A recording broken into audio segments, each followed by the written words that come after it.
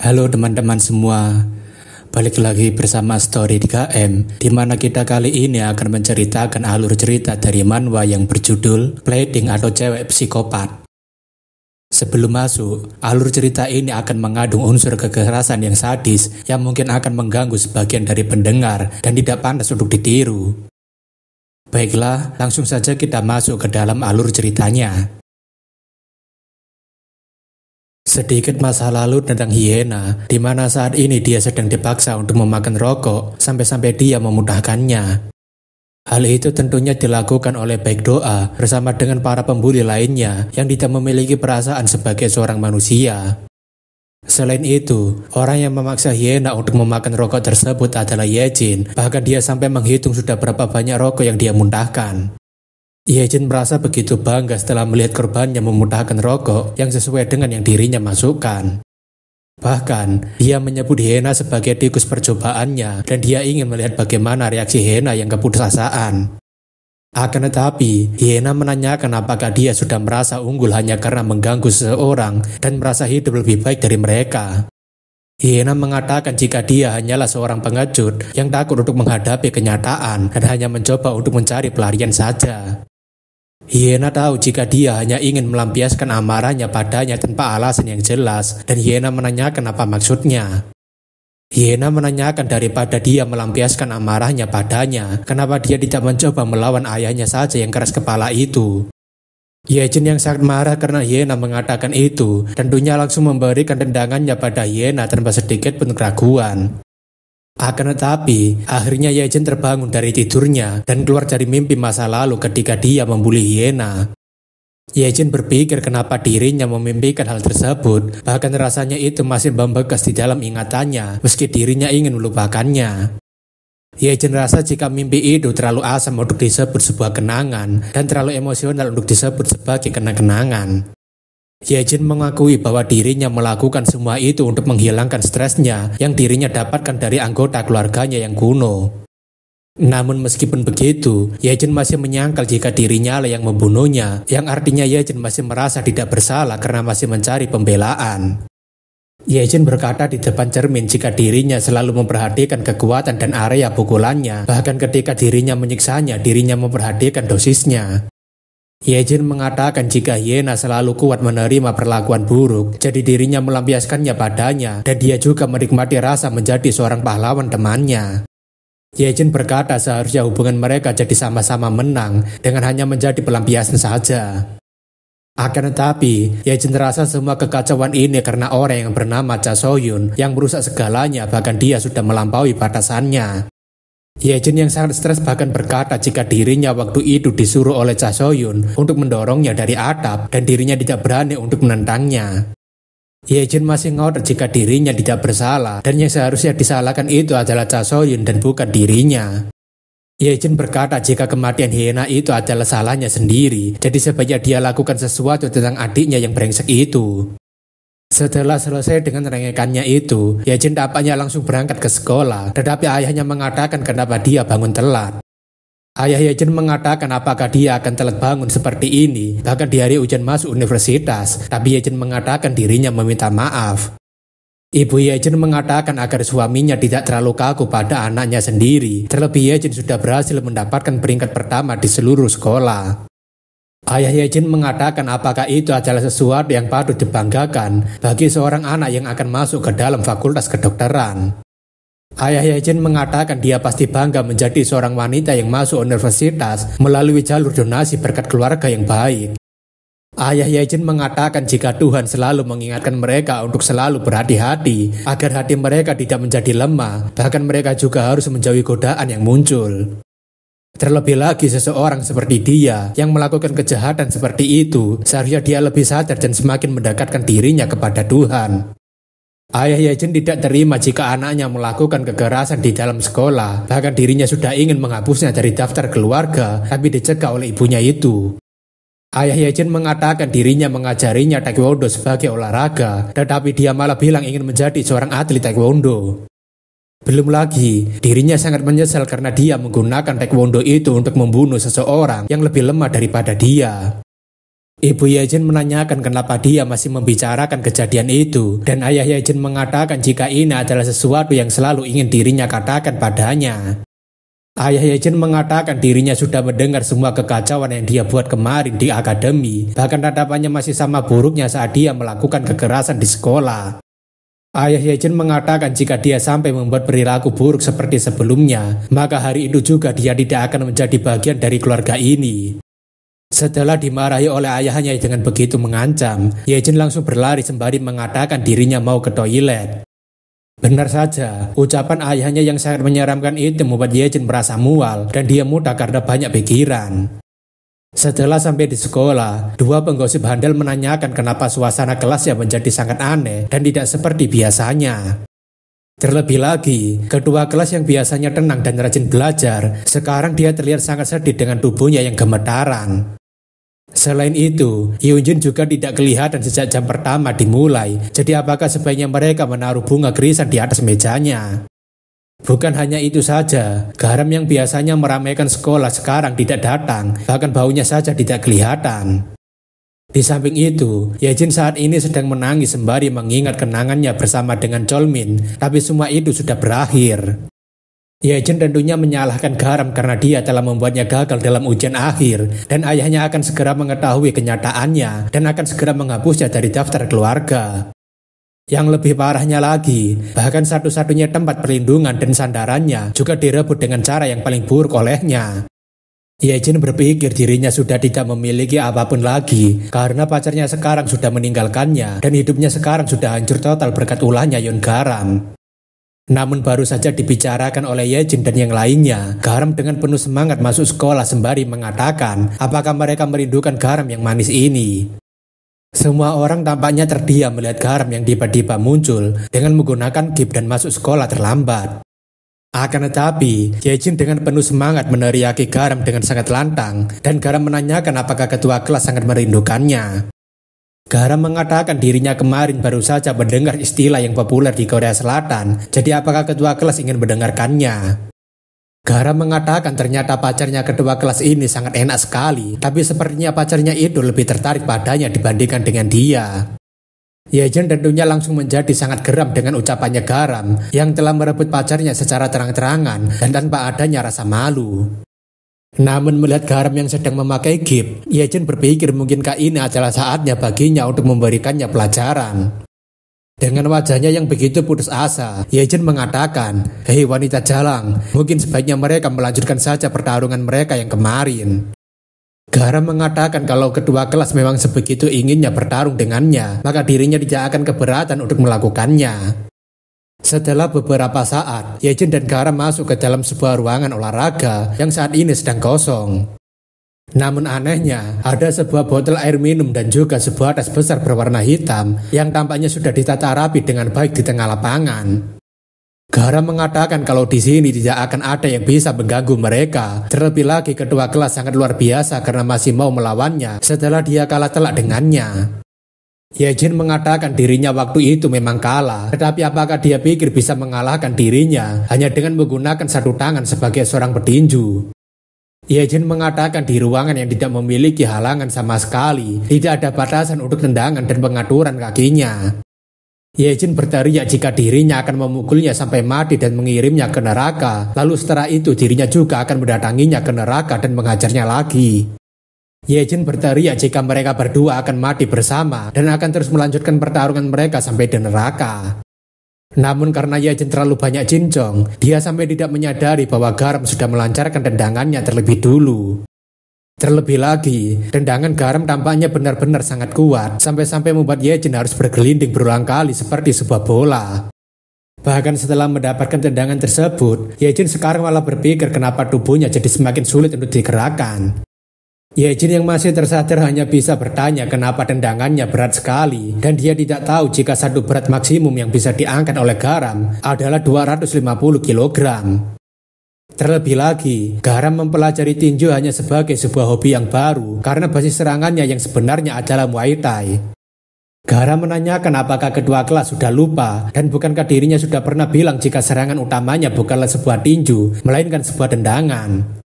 Garam mengingatkan jika spesialisasinya adalah gerakan tendangan dan dirinya hanya mempelajari tinju beberapa waktu yang lalu.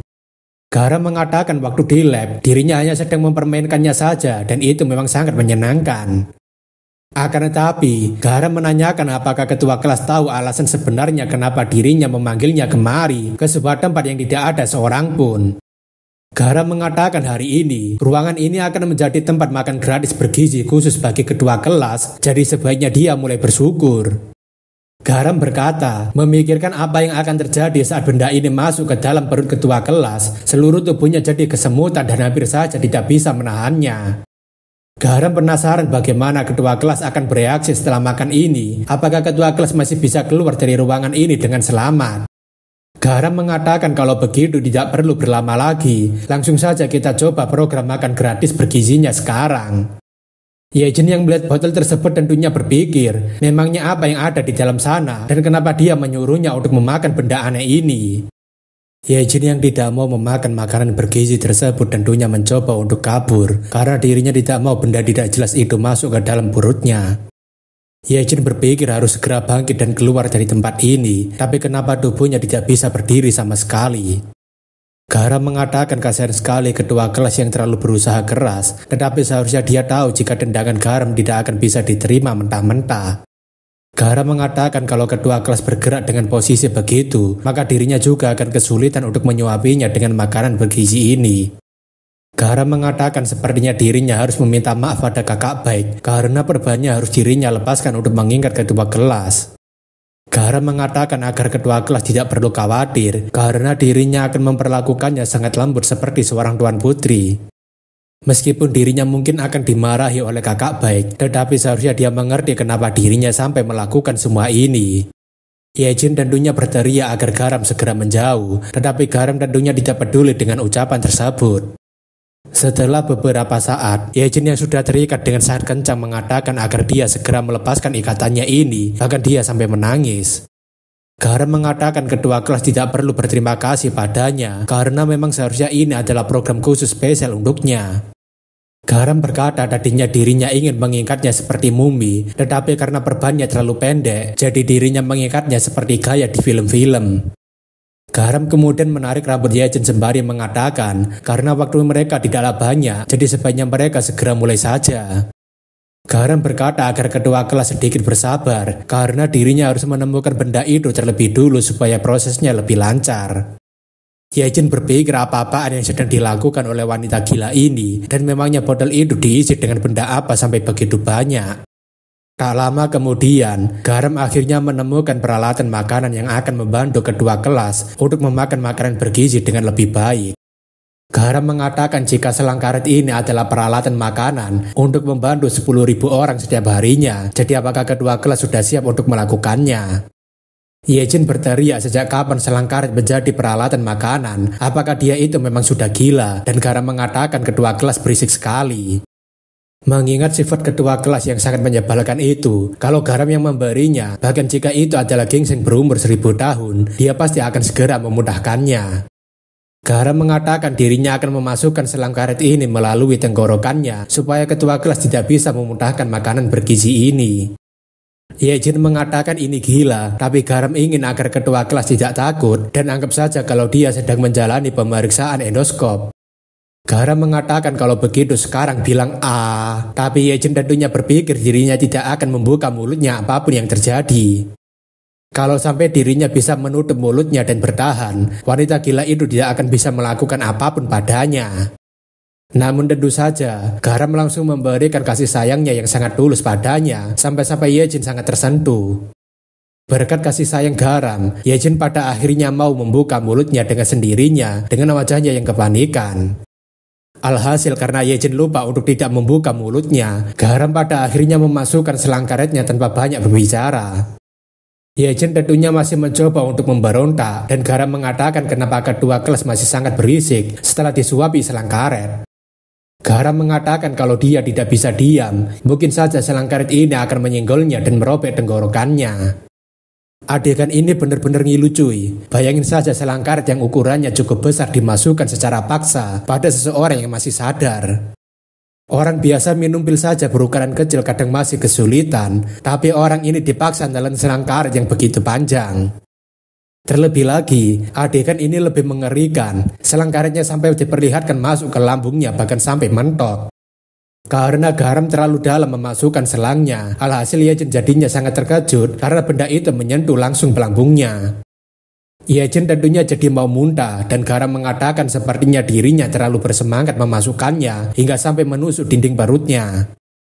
Garam mengatakan agar ketua kelas tidak perlu khawatir karena dirinya akan memastikan dinding perutnya tidak akan tertusuk selang lagi. Garam mengatakan dengan makanan spesial yang dirinya buat sendiri, dirinya akan mengisi perut ketua kelas dengan masakan yang penuh dengan kasih sayang. Garam mengatakan kalau begitu selamat makan, dan Ye-jin tentunya berteriak seperti ingin mengatakan agar Garam tidak melakukannya. Namun sayangnya, Garam sudah memasukkan bola-bola kecil hijau itu ke dalam selang dan langsung mengalir ke dalam perut Ye-jin melalui selang. Ye-jin berpikir sesuatu yang tidak dikenali sedang masuk ke dalam perutnya dengan sangat cepat, tetapi dirinya tidak bisa menghentikannya. Ye-jin rasa ini sangat aneh dan membuatnya merinding. Jika seandainya dirinya bisa tahu apa yang sedang dirinya rasakan, maka dirinya mungkin bisa tahu makanan apa itu. Selain bentuknya yang keras, dirinya tidak tahu benda apa yang dimasukkan itu, dan memangnya Garam membuat benda ini dari apa saja. Namun semakin lama, Ye-jin merasa dirinya ingin segera muntah, terlebih perutnya sudah mulai membesar. Ye-jin berpikir perutnya seperti mau meledak saja setelah Garam memasukkan satu botol penuh benda aneh itu. Garam mengatakan tidak terasa ketua kelas sudah menghabiskan satu botol makanannya tanpa mengeluh sama sekali. Garam mengatakan sepertinya dirinya harus menyiapkan botol berikutnya, dan itu membuat Ye-jin sangat terkejut. Ye-jin ingin mengatakan dirinya sudah mencapai batasannya, tapi Garam mengatakan apakah ketua kelas sangat menyukainya, jadi apakah ketua kelas sangat ingin nambah. Garam mengatakan kalau begitu ketua kelas tidak perlu khawatir karena dirinya masih menyiapkan 5 botol lagi hanya dikhususkan untuknya. Garam mengatakan ketua kelas juga tidak perlu khawatir karena dirinya juga sudah menyiapkan 6 botol air minum agar ketua kelas tidak kehausan. Ye-jin masih mencoba berteriak agar Garam tidak melakukannya, dan Garam mengatakan kalau ketua kelas memang sangat menginginkannya, maka dirinya dengan senang hati akan memasukkannya. Dalam proses itu, Ye-jin terus-terusan berteriak meminta Garam agar segera berhenti, tetapi kalimatnya tentunya disalahartikan oleh Garam. Setelah menghabiskan semua botol makanan dan minumannya, Ye-jin tentunya jadi sangat lemas dan hanya bisa rebahan di lantai. Ye-jin berpikir jika Yun Garam ini benar-benar seorang psikopat, bahkan ini sudah benar-benar keterlaluan jika dia ingin menyiksanya. Ye-jin tidak habis pikir jika Garam benar-benar memasukkan 6 botol dari sesuatu yang tidak jelas asal-usulnya itu ke dalam perutnya dengan cara seperti ini. Terlebih lagi, Garam juga memaksanya untuk meminum 6 botol air minum ukuran 1,5 liter yang sudah melebihi 3 kali lipat kapasitas perut orang dewasa. Ye-jin berpikir ini benar-benar bisa membuat perutnya meledak kapanpun, bahkan rasanya dirinya akan mati sebelum perutnya meledak. Karena Garam sudah selesai menyuapi Ye-jin dengan masakannya, Garam kemudian langsung mencabut selang karetnya dari dirinya. Ye-jin tentunya seperti ingin muntah saja, tetapi Garam menanyakan apakah ketua kelas merasa sangat puas dengan program makanan bergizi dan gratis darinya. Ye-jin kemudian menanyakan memangnya benda apa yang dia masukkan ke dalam perutnya, dan memangnya benda keras itu bisa dicerna. Garam mengatakan sepertinya ketua kelas sangat penasaran sekali. Jadi apakah ketua kelas tahu sesuatu tentang rumput laut yang dikeringkan? Garam mengatakan jika rumput laut yang dikeringkan bisa mengembang hingga 14 kali lipat daripada ukuran semulanya setelah bertemu dengan air. Garam mengatakan jika ketua kelas pernah melihat kemasan rumput laut kering, dia pasti akan tahu bahwa dalam kemasan kantong kecil cemilan bisa menghasilkan sup rumput laut 40 porsi. Oleh karena itu, jika seseorang memakan rumput laut kering sebagai camilan tanpa mengetahui efeknya, dia bisa mengalami muntah yang tidak bisa berhenti. Itulah kenapa biasanya porsi makanan rumput laut sebagai camilan hanya diberikan sedikit saja, karena jika kebanyakan akan membuat mereka pergi ke rumah sakit. Bahkan, ada suatu kasus ketika seorang warga Korea Utara kelaparan dan dia memakan rumput laut kering yang sedang dijamur di tepi pantai. Alhasil karena pria itu tidak tahu efeknya dan makan rumput laut kering itu sampai kenyang, dia pada akhirnya meninggal dalam keadaan perutnya yang meledak. Garam menanyakan setelah dirinya menceritakan hal tersebut, apakah ketua kelas sudah bisa menebak apa yang akan terjadi pada ketua kelas setelah ini. Ye-jin tentunya sadar jika yang barusan dimasukkan garam adalah rumput kering yang bisa dipadatkan menjadi bentuk yang padat dan bergulir melalui selang. Garam mengatakan itu adalah pil rumput laut kering yang dirinya buat sendiri. Jadi sembari menunggu waktunya, apakah kedua kelas ingin main tebak-tebakan dengannya? Garam menanyakan apa yang akan terjadi jika 200 porsi rumput laut kering mengembang di dalam perutnya. Apakah dia akan berakhir menjadi orang Korea Utara atau dia hanya muntah-muntah saja dan masuk ke rumah sakit?